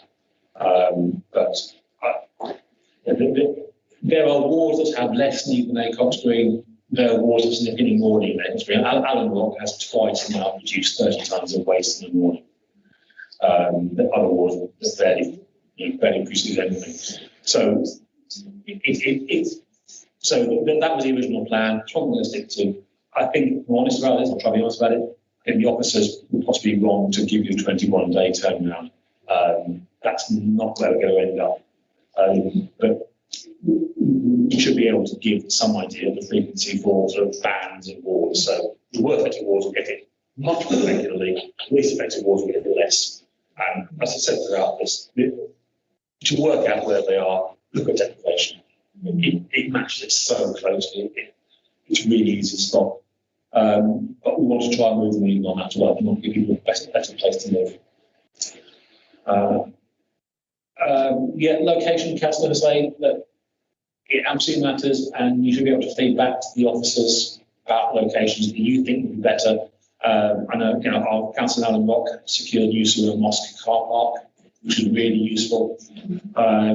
If you've got something like that you can get us into, if we can work safely, that's fantastic, and we'll try and work with that. But remember, there has to be somewhere we can access with HGVs, and that we can work safely, and people can bring their rubbish to us safely. So that all has to be in there. Darren, what about timings? Yeah, timing. So we're learning. This is a very, we've got interest from across the UK about looking to replicate this across different cities. So we are still learning. So the idea was we go in at 7, finish at lunchtime, so we can enable people to see it and get out there. We thought then, with the changing daylight hours, that we should move from 7 to 8 o'clock. And we did that from the first week in November. What the crews then wanted, and actually we had a couple of councillors also that came in and said, actually we prefer the 7 because people would do at least put something on the back of the lorry before they go to work. So we was missing a bit. And then when we spoke to the crew was saying, well, actually, when they get there at 8, whenever they get there at 7, and if we get the location right, it's normally a group of people ready to go. And when they were turning up at 8, that wasn't the case. So they were over the law speed. So we decided to go back to the 7, and the crews are reporting then they're still getting that early morning start flip, and then we can go. We do need to look at it, and whether we need to then start to move. What do we do? We do 10 till 2. But a couple of councils have reported back and said that early start is really helpful for those who are at work, because they can do it on the way in. And even if you're on school, it just reminds you that truck location is there. You've got to remember that this is about trying to reduce blighting, not go around collecting waste. So locations, we are really keen to work with everybody to identify the best location.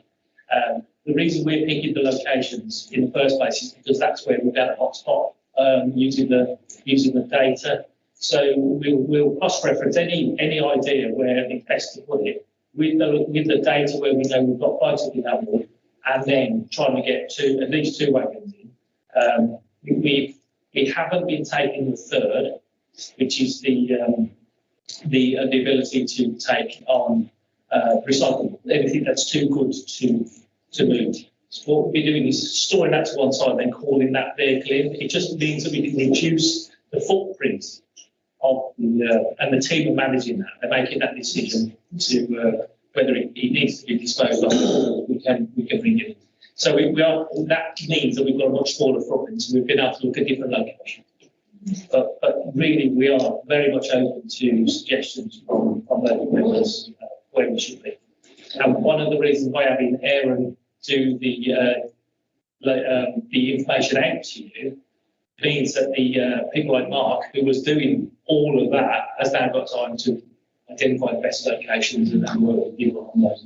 So hopefully we'll be able to get quicker. We will be on a 3-weekly notification, so you will have a lot more time than what we currently do. Just to come back on what I spoke to the council raised about collections for legal disabilities or We're struggling to finance on that, to be honest. It's not nothing I oppose doing, but there is a significant cost to doing it and trying to make it work. So not opposing the idea, and this is not what we found originally, but so it seems to be working. But yeah, I said there are people there who are not getting the service back we could provide. There are other services out there that do provide it, and obviously we have a chargeable service to collect bulky waste. If you have household items, household plants you need to get rid of, the major retailers will also collect those for a small fee. It's like 20 quid from both Currys and from AO. Because they're only allowed legally to charge the transport costs, they can't charge any cost of recycling. So there are resources available to everybody, regardless of their ability to get rubbish there. It's not a perfect solution, but we're still working on it. There would be a cost to introducing a more universal free service. Right, two people really know who want to come back and we're going to round off. So Councillor Locke and Councillor Oldham. I just want to ask, can we have them for people who haven't got computers? I know I can do it for somebody and that, but sometimes it does help some of the elderly who need to live with more. It is the van booking line on the website. But we really ask them not to use it unless they actually have absolutely no choice. And I just wondered if, since you've been doing this mobile recycling, if the number of people booking to have like 6 items picked up from their house has dropped. I mean, I can understand we're not taking the money, but on the other hand, it's a lot easier to be in one location than traipse around, isn't it? So at the moment, our bulky waste service is in high. Sorry, is in high demand. So we've actually. So it's not cut any of that. We've got three big we've got extra crew out collecting, so we can get more slots and they're filling up. I'm pretty surprised about that. Yeah, very quick one. I've got in my ward in Warmley, as well as in Minworth, but we've got a road which is a bit of a dead end, and the crews are up there more or less every week with lighting. But there's no lampposts up there that you can put CCTV up, etc. Now, a couple of weeks ago, you put out communication that we were going to start putting various stickers on fly tipping about saying it's under investigation, etc., etc. Will it work? I'm not sure, but have we actually started doing that yet? Because that's, I think, it's something that at least local residents would say that we're acting on. That we're doing with Keep Britain Tidy, who tried the exact same approach in London Borough of Newham, which has also posed their problem of fly tipping in the litter, and they found it worked. And there's evidence to suggest that it does reduce fly tipping and the recurrence of fly tipping in locations. So again, it's evidence-based work we're doing. I mean, that example there of a road with a dead end, I can think of other examples like that around the city where we have similar problems where actually putting up stickers isn't the answer. Because people going there are going with the fly tip, they don't care about the sticker or the sign. It's probably the same people. Yes, it all certainly is. This is more about stuff that's perhaps higher visibility areas on our streets. If you've got a particular issue like that, then the other option would be more covert cameras. We do need lampposts to fit our cameras, so they're not a solution for everywhere. What we want to do is try and make Birmingham less attractive to fly tippers, to make it more difficult for people to fly tip, make it more likely they're going to be caught. And bear in mind, we've had some prosecutions that succeeded, not because evidence the council has, but because evidence was provided by other people. Residents taking photographs, video, businesses supplying photographs and video, we'll be able to get to court and have sustained prosecutions and fines and vehicle confiscations for offenders. So isn't that what we do? That's what the wider community does. and we have to support the wider community to help crack down on these criminals, because they are criminals. People dumping there, it's not, it's not the ordinary bloke around the corner. They are criminals, and they are offending, and they know what they're doing. We're not going to stop them doing that. We'll stop them by deterring them from Birmingham. And similarly, Solihull are complaining that they're worried about flight of us crossing the border into Solihull being driven out of Birmingham. I don't want to in Birmingham. So there is no one answer to tackle flight again, and there's no one answer that fits every location. We can and we will get operations from courts to go where we have covert cameras we can use, and we have deployed those, and we will deploy them again. Occasionally they actually get nicked, but that's something we will use where the location is right. So other locations where our visible cameras are the right way to go. So if we wanted to consider putting in Corbett cameras, who would we talk to? Would it be to Dan direct or what? Yeah, ultimately, we've got the enforcement team, which will be Martin Smith, who leads that team. But if it comes to me, it will just be passed on to Martin. Okay, so to conclude then, so you're going to try and do your best to give us good notice, 2 weeks if possible, about the mobile trucks, and take on board any council's ideas for locations if they've got them. You're going to send us a report on the effectiveness eventually of these community protection officers and work with them. That's a much longer view up. Yeah, okay. When it's possible. And the other thing I wanted to say was that on recommendation 3, which was about use of fixed penalty notices, and if you remember, Barking and Dagenham said that they were much more liberal with issuing these tickets than we are here in Birmingham. I do not agree that that is a number 1 on our tracking assessment. That should be a number 3, if you don't mind, because it hasn't been, we haven't got there yet on that. And I know it involves other cabinet members, and I think we had a discussion between various people, the board and companies. But we do need, I think, still to see if we can make some progress on that. So if I'm being picky, Chair, I'll say we'll ask to review, and the review we have completed. But I'm not going to argue that. Yeah, I'm not going to argue about the 3. But you may wish to get the chair by protection in to have a discussion about that as well, because if I have my way, they'll be going out like confetti. But I don't get to decide that. Okay. Well, I'm not quite sure how we do this, but we just want committee support this view. We're not finished on that, and we want to see some progress made. So I'm not sure how that happens, whether we can get a report back here or how that happens. I'm not sure. I'm happy to 3, and if you do get people involved. So could we widen that to include littering penalty notices as well? Because I made that point for council, and the answer was that, well, it's not me, it's Councillor O'Shea. So there seems to be that sort of, well, where does it sit really type issue, which applies both to fighting penalty notices and littering penalty notices. I think if we could look at that together, it would be helpful. I agree with that.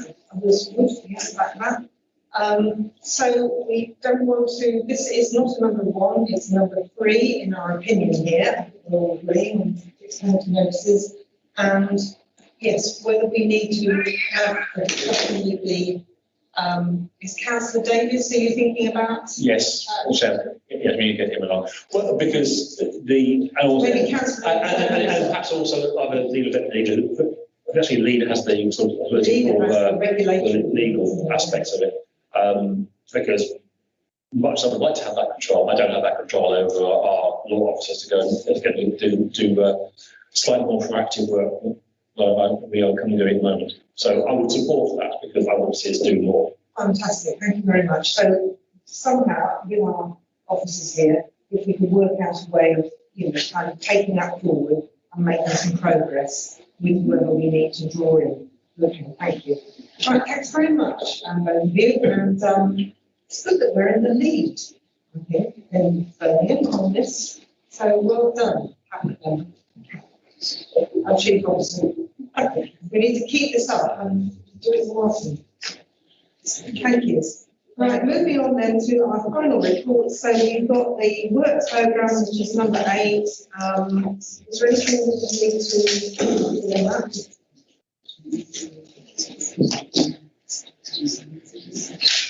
Yes.